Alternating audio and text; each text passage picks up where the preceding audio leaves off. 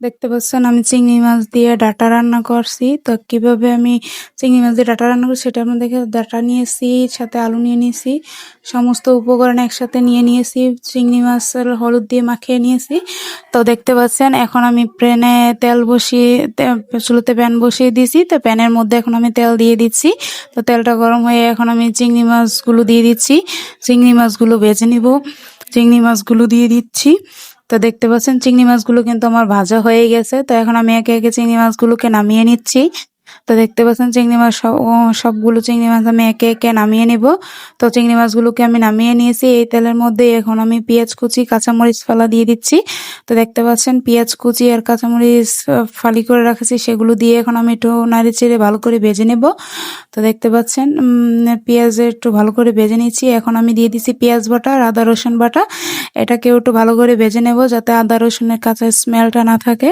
তো দেখতে পাচ্ছেন একটু ভালো করে ভেজে নিয়েছি। এখন আমি পরিমাণ মতো পানি দিয়ে দিচ্ছি। এখন পানি দিয়ে সমস্ত মশলাটা অ্যাড করে দিলাম এটার সাথে, বাকি মশলাটা।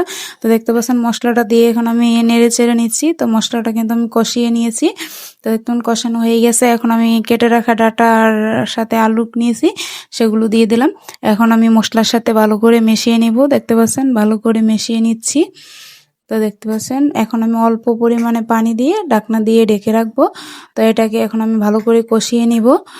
তাহলে রান্নাটা খেতে ভালো লাগবে। তো দেখতে পাচ্ছেন আমি কিন্তু এটা ঢাকনাটা উঠিয়ে একটু নেড়ে চেড়ে দিচ্ছি।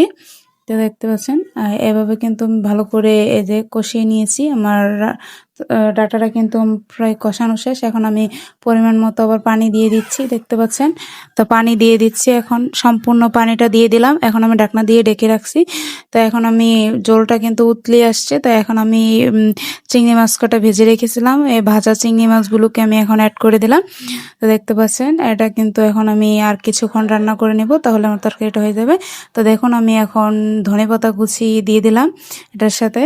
তো এখন আমি কিছুক্ষণের মধ্যে নামিয়ে নিব। তো ভিডিওটা কেমন হয়েছে দেখুন। তো এভাবে যারা চিংড়ি মাছ দিয়ে ডাঁটা রান্না করে কখনো খাননি, অবশ্যই একবার ট্রাই করে দেখবেন। সবাই ভালো থাকবেন।